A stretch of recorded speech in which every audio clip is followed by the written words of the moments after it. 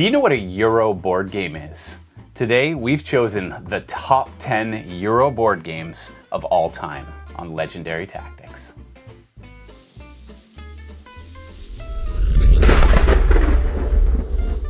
So Flash, what is a Euro game? Okay, so a Euro game, well, it comes out of the tradition of not wanting violent conflict between players. So it's a German-style game. There's indirect player interaction, abstract decision making. You've got your engine building in there, strategic resource management, and generally there's an economic focus in the game. Yeah. Now, some games, dip their toes in and they taste a little bit like a Euro, but we're trying to go with pure Euros here as much as we can. Okay. So we'll begin with number 10, and we've got a variety, some older ones and some newer ones. Yep. I'm going with Power Grid. Power Grid. Great choice, Flash. Yes, absolutely. Yeah. So this is one of those games that a lot of people bought it. We all played it. We all loved it. And it sat on our shelves for 15 years and everybody forgot about it. But if you pull this game out and play it again, it's still a ton of fun. Yeah, sure. Yeah, I've got some really good memories of playing this with you guys. Absolutely. Fun. So, I mean, there's a little bit of indirect competition when you're trying to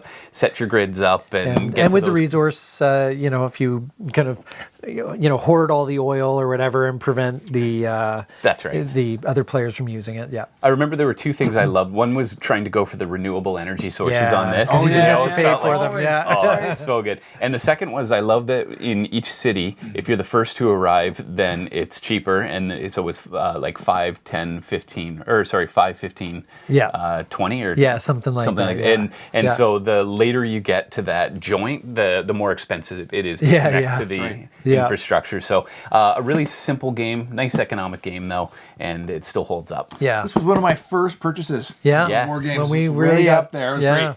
So we got getting back into gaming at that point. Perfect. So okay, so we're going to NATO for the number 9. And this is a new game, brand new this year. Yes, Black Forest. Nice. It's an Uwe Rosenberg game. If you are familiar with Euros, then you probably know that designer's name. I like how the cover blends in with the mat. You think we planned that ahead of time? I don't know. So that's really cool. So this is the tree continued. Anyway, this is again a pure Euro. It reuses the wheels that were made famous in his previous design, Glass Road. And lots of resource management, no conflict per se. You might take buildings, you might buy buildings before the other player does, but it's negligible that way. And you're building out your farm, which is a very Euro thing, I find. You're putting fields and ponds down and all that sort of thing. But anyway, it's a great game. It was my surprise kind of hit of 2024. I really didn't know what to expect when I tried it, but I really, really enjoyed it. I think if you like pure Euro games, this is a brand new one that you're going to want to give a try. Awesome. Very good. Cax, what do you got in store for us? Well, Nate, speaking of forests, fields and farms. Yes. Please don't freak out. I got a Agricola. It's Agricola. And I know this isn't one of your favorites. Same designer though. Same designer, yes. But I enjoyed this game. Yes. And this was another intro game for me into the hobby. Yes. You're starting off with a very basic farm, and it is extremely difficult. It's tough. It is really difficult. In fact, you're often forced with making decisions that you are going to have. There's going to be pain in this game, right? You're going to have to somehow suffer loss. Yes. And then overcome it and slowly and surely build out. Yeah. Which I think is a real challenge to this game. Yeah. So. Yeah. By the end, you end up with a pretty complete farm, but it doesn't feel not easy. Especially in the early turns, it feels really rough. But it's interesting because of these two games, I've played and not really enjoyed this one.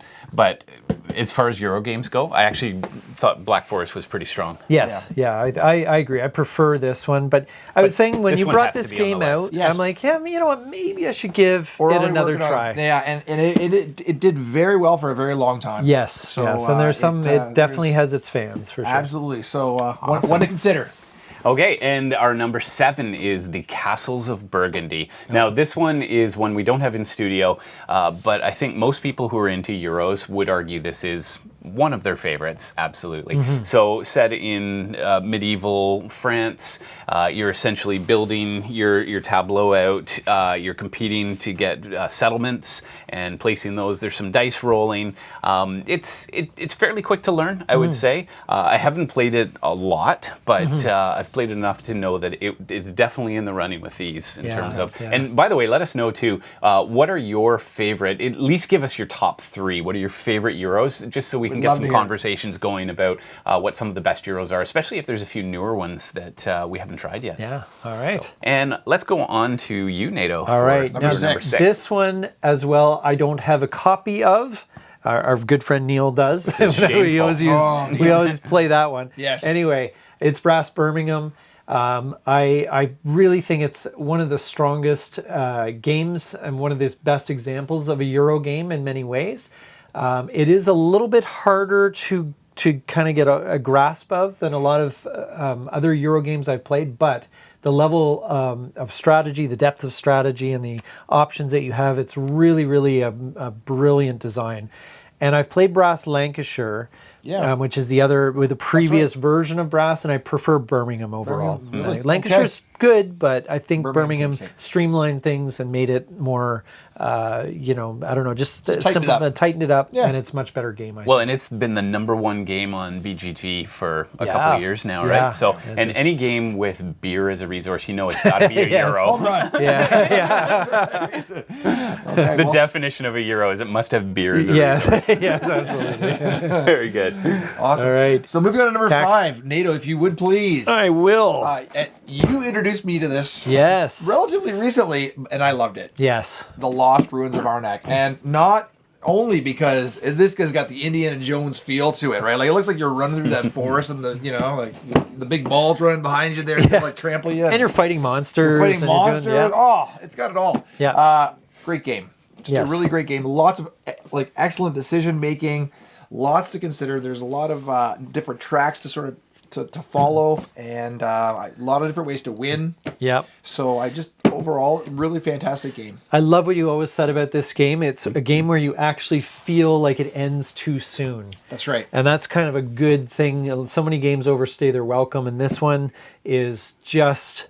Oh, you want just two more want, turns. yeah, you want one or You're two like, more come turns. on. Yeah. Well, So- one thing that I find that this one does differently from other Euro games, I feel like I'm just sitting here playing my own tableau, not really paying attention to other people. This one, you see when somebody tackles a monster before you, or there's the track on the right when they get to something Yeah. ahead of you, it feels like a direct race. Yes. And so while you're trying to do your own thing, there's still there's a higher level of competition, I think, in this one. Right. But it's The not interaction between players, too. non-violent competition. Non-violent Oh, very, competition, very, very building passive. your resource. That's yeah, right, of course. Absolutely. Yes. For sure. You know, Not and barbarians it may be just in because Euros. you're tracking different tracks, whereas other ones you're kind of building out a farm and then scoring it later, and you don't know exactly where you stand. Here you do. You really That's do. right. Yes. So- Now But our again- our next one, and a lot of people are going to say, why wasn't Brass Birmingham higher on your list? Well, we might be a little biased because of the nostalgia associated. Yeah. This was my gateway game back into the board gaming yeah. hobby. Yeah. And this came out, was it 2002?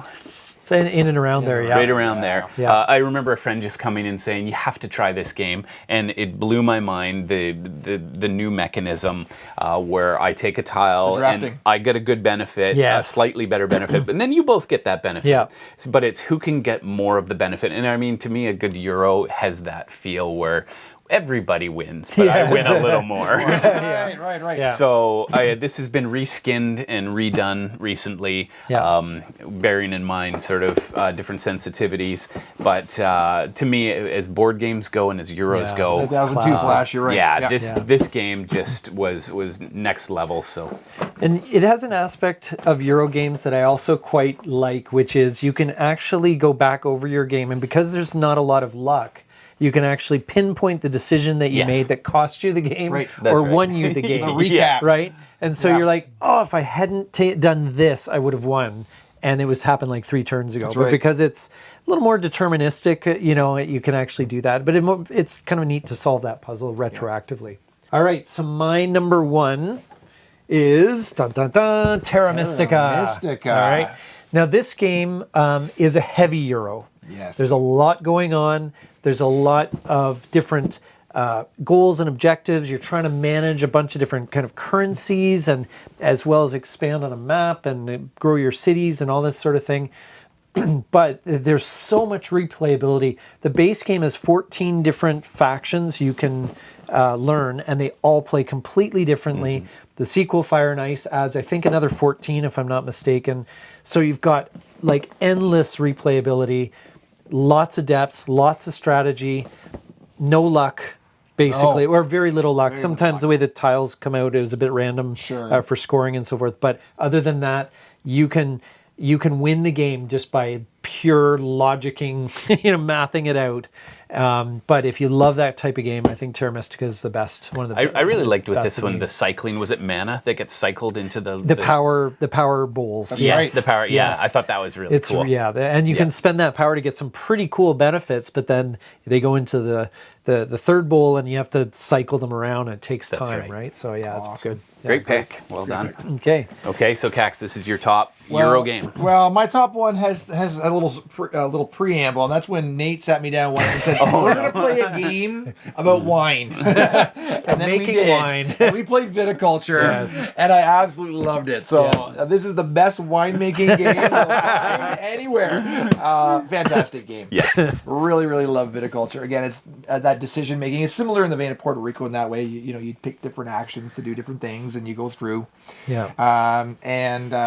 Just a fantastic. I love the different the build up to making your wines. Yes. Your champagnes, of course. And a lot of fun. Had a lot of fun. And different paths. You can choose to have more of a winery that's more of like a touristy kind of place, or you can make cheap wine and just flood the market with that, or you can do very fancy champagnes, and so you got a few different paths to choose. And don't forget the mom and the paws. the mamas and the papas. And arguably, too, of all of the games on the table, I mean, we can quibble over which one of these is the best out of the 10, but this is one that all three of us love. Yes. And we would happily play every time. And I actually find that some of the games, some Euro games, I find them very stressful. This one, I find it actually kind of relaxing. It is very relaxing. It's just chill, like, I made some tasty wine. Have a nice red as you play. So, very great good. choice. Yes, that's excellent. All Okay, right. so now our number one, and I think this is probably your and my number one more. So we outweighed Nate on this one, but for sure. Yeah, this one is a classic. So from Stonemaier Games, we have Wingspan. Yes. And this is just a beautiful. Again, speaking about relaxing games. Yes. This is one that you can enjoy just for the theme. You can enjoy it for making a collection or a set of birds, or there's some really cool strategy in terms of how you cycle your birds and which columns you focus on and what powers complement each other. And it's the min-max style game where you just need to get the most bang for your buck there. And they have a beautiful bird feeder. The components are awesome. Yeah, the little really eggs nice. and the cards are just gorgeous, and they have a little bit of flavor text on them that I think brings the game to life. So to me, if we go back to everything that makes a Euro game, just the non-violence and it's more of a resource rather than economic, but I think it's just a beautiful engine builder, and it just ticks all of the boxes for me. Yes. Awesome. So that's our list. What is yours? Please put it in the comments section below. Don't forget to get out there Get gaming and be legendary.